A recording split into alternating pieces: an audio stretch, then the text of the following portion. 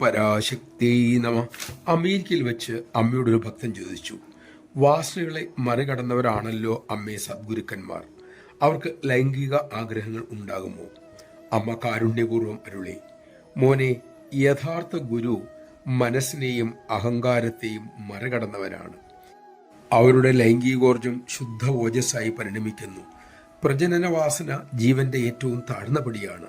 സച്ചിത് ആനന്ദം അനുഭവിക്കുന്നത് ജീവന്റെ ഏറ്റവും ഉത്തമമായ നിലയും ഉന്നതമായ നിലയുമാണ്.